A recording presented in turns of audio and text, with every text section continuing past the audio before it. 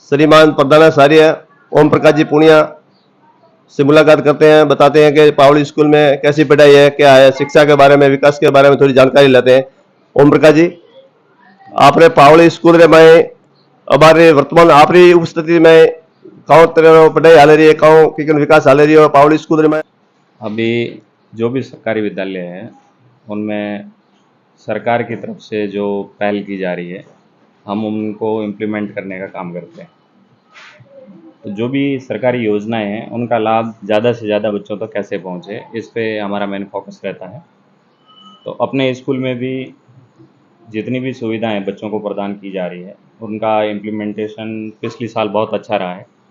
जैसे अभी 9th class के बच्चों को साइकिल वितरण करनी हो, बच्चों को फ्री में यूनिफॉर्म देनी हो, बच्चों को फ्री में बुक्स देनी हो, खाना है, दूध है, तो ये सारी जो चीज़ें हैं वो क्वालिटी वाली अपने यहाँ उनका जो स्टैंडर्ड है वो मेंटेन हो रहा है। इसके अलावा हम यदि पढ़ाई की बात करें तो जब मैं यहाँ शुरू में आया था तब यहाँ काफ़ी ज़्यादा पोस्ट थी, वो वैकेंट थी, खाली थी, और यहाँ लेक्चरर केवल एक ही लगा हुआ था जबकि 5 पोस्ट थी। अब दिसंबर के बाद 5 पोस्ट है वो फिल हो गई है।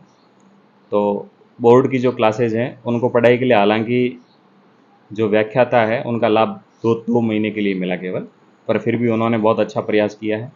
बच्चों ने जो एग्ज़ाम दिया है उनके बाद में अपने उनका फीडबैक लिया तो बहुत अच्छा फीडबैक आया है, और मैं उम्मीद करता हूँ कि बोर्ड का जो परीक्षा परिणाम है वो इस बार पिछले साल की तुलना में बेहतर रहने वाला है, क्योंकि इस साल जो लेक्चरर थे वो ज़्यादा थे, पिछले साल काफ़ी सारी पोस्ट है वो वैकेंट थी। इसके अलावा यदि विकास की बात करें तो यहाँ आने के बाद मैंने यहाँ की जो भी लोकल कम्युनिटीज़ है उनसे कांटेक्ट किया कि यहाँ कौन बाहुल्य में है, किन के पास में ज़्यादा मनी है, जो बाहर अपना बिजनेस करते हैं और जो स्कूल में कुछ करना चाहते हैं। तो मैंने पर्सनली उनसे कांटेक्ट किया। तो सबसे पहले चूँकि मैं सांचौर ज़िले का हूँ तो वहाँ हमारे एक रूपाराम जी माली है, उनका पूरा बिजनेस सांचौर में।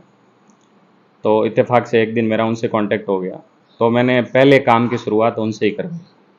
उनसे ये जो आप ऑफिस देख रहे हैं इसके अंदर ये पूरी सीलिंग है वो नई की है, पूरी जो लाइट फिटिंग है, इसके अलावा ये जो टेबल है, मैं जिस चेयर पे बैठा हूँ, ये जो जितने भी कार्य हैं वो लगभग 2,51,000 रुपये उन भामाशाहों ने दिए। तो यहाँ से जो काम है वो शुरू हो गया। उसके बाद में एक जो फंक्शन हुआ था स्कूल में गेम्स का, उस समय डी साहब वगैरह सारे लोग यहाँ आए हुए थे।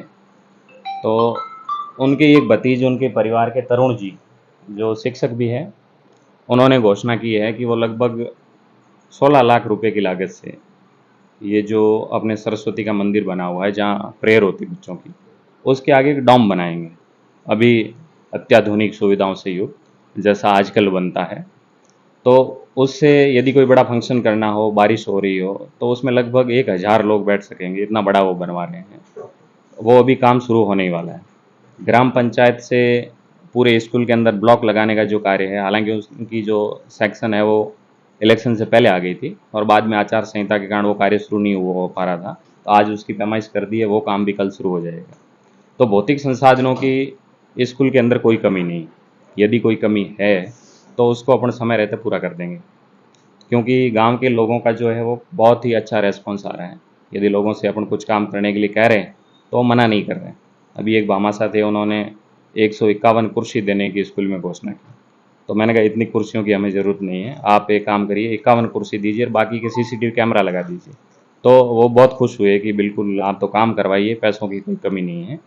तो मेरे कहने का मतलब ये है, यदि हम सही तरीके से सही दिशा में प्रयास करें तो स्कूल में जितने भी भौतिक संसाधन हैं वो अपन सही मतलब पूर्ति कर सकते हैं उस चीज़ की, ताकि विद्यार्थियों को कोई दुविधा नहीं है।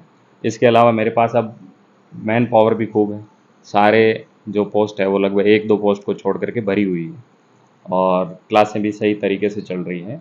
आने वाले समय में आपको और बेहतर रिजल्ट देखने के लिए मिलने वाला है, इसमें कोई दो राय नहीं। ओम प्रकाश जी, अब जो सरकारी स्कूल छोड़े छोड़े प्राइवेट स्कूल में बच्चा घणा जो एडमिशन ले रही है वेनो मेन कारण का है, और अगर प्राइवेट में लें तो सरकारी स्कूल में कोई कमी आवे उन वास्ते प्राइवेट भी जाने की कोशिश करें बच्चों।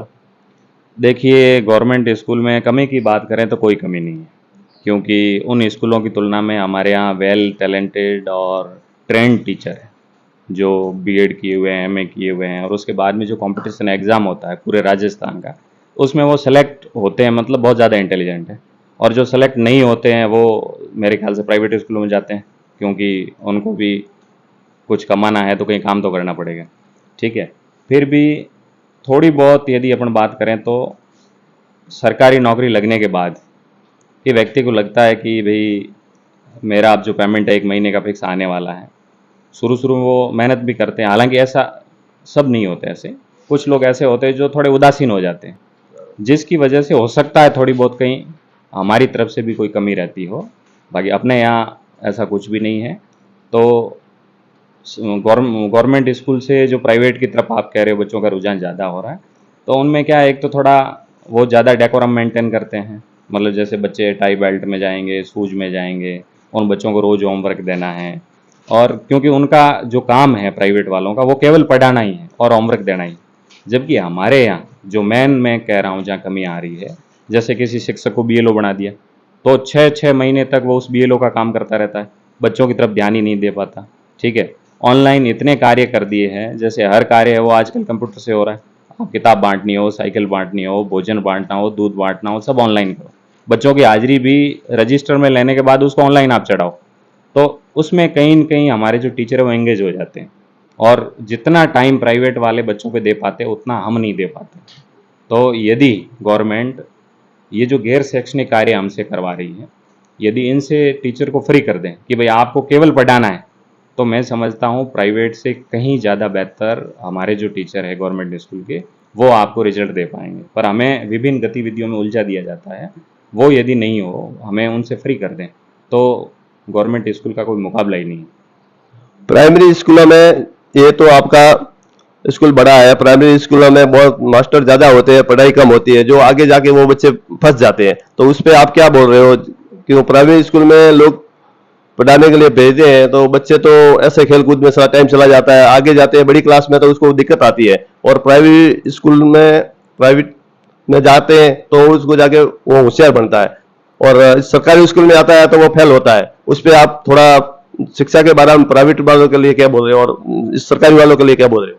देखो, ऐसा हर जगह तो नहीं होता मेरे ख्याल से, क्योंकि एक हो सकता है कहीं पर स्टाफ कम हो और वहाँ हो रहा हो, क्योंकि उनको भी बाकी कार्य करना पड़ता है बच्चों पर। जैसे कहीं पर पूरी स्कूल में एक ही शिक्षक है, तो उनको बाकी सारे कार्य करने के बाद थोड़ी बहुत फुर्सत मिलती हो, और उसमें भी मेरे ख्याल से पढ़ा सकता, पढ़ाने में कोई दिक्कत नहीं है। तो जहाँ भी प्राइमरी स्कूल के अंदर आप कह रहे हो नींव कहीं न कहीं कमज़ोर हो रही है, ऐसा सबको लग रहा है इस समय कि थोड़ी बहुत वहाँ पर दिक्कत है।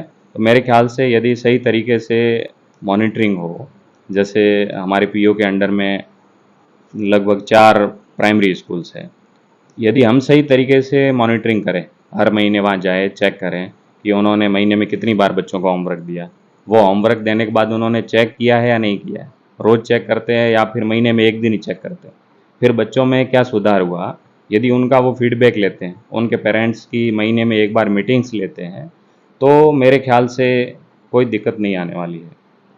आपके अंडर में अभी पावड़ी ग्राम पंचायत में कुल कितने स्कूल है? मेरे यहाँ लगभग 7 स्कूलें हैं, जिसमें से 2 अपर प्राइमरी है, 1 महात्मा गांधी है और 4 स्कूल प्राइमरी है।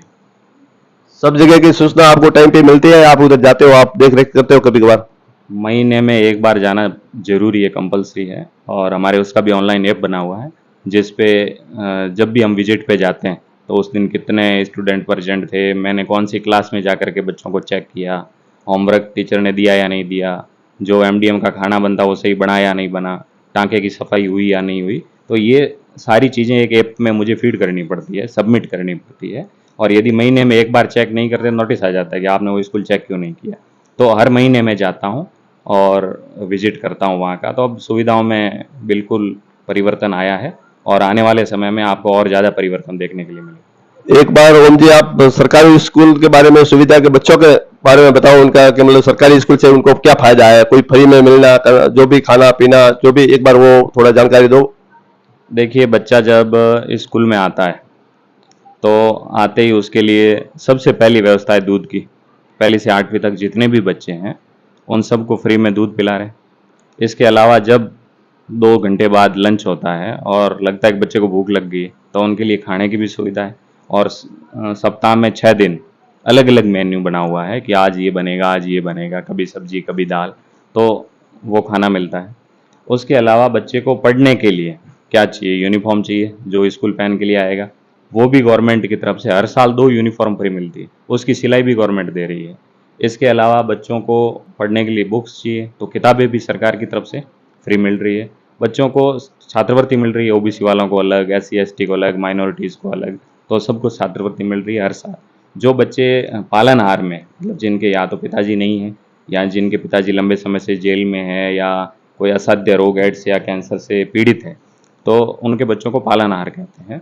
तो उनके बच्चों को भी हर महीने मतलब पेमेंट मिलता है। तो पढ़ने में जो भी कमियां सरकार को लगती है कि पैसों की वजह से बच्चे के सामने दिक्कत आ सकती है, वो सारी दिक्कत बच्चों ने दूर कर दी। यदि लड़कियां दूर से आ रही हो, बड़ी लड़कियां, तो 9th क्लास की लड़कियों को गवर्नमेंट फ्री में साइकिल दे रही है।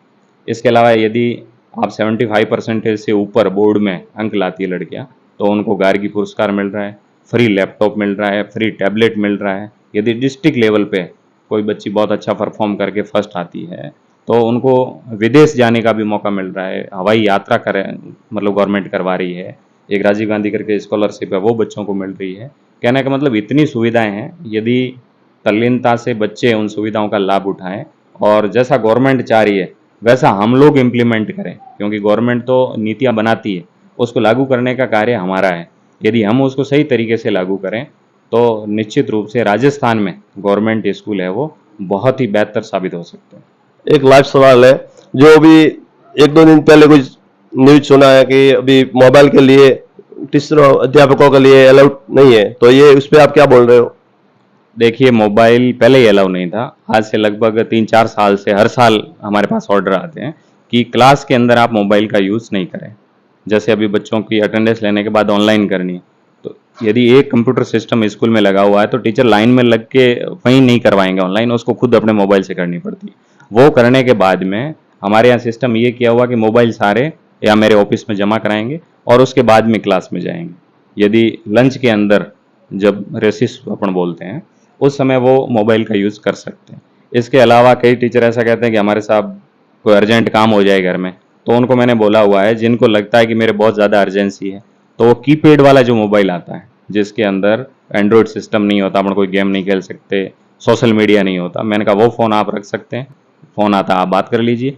बाकी एंड्रॉयड मोबाइल का उपयोग आप क्लास के अंदर नहीं कर सकते। ये सरकार के हर साल ऐसे निर्देश आते हैं और इसकी मेरे यहाँ पालना होती है। मेरे अंडर में PO में जितनी भी स्कूलें हैं उनके संस्था प्रधानों को भी निर्देशित किया हुआ है कि आप जो अपना स्टाफ है उनके मोबाइल है वो क्लास में लेकर के नहीं जाए। इस चीज़ का विशेष रूप से आप ध्यान रखेंगे। बहुत बहुत धन्यवाद ओम प्रकाश जी, आप टाइम निकाल के बातचीत करने के लिए। ग्राम पंचायत पावड़ी के स्कूल में ओम प्रकाश जी पूनिया ने विकास के बारे में भी बताया, बच्चों के शिक्षा के बारे में भी बताया, प्राइवेट स्कूल में जो बच्चे पढ़ने जाते हैं उनके बारे में भी बताया। बारे में पूरी जानकारी के लिए ओम प्रकाश जी आपको बहुत बहुत धन्यवाद टाइम निकालने के लिए।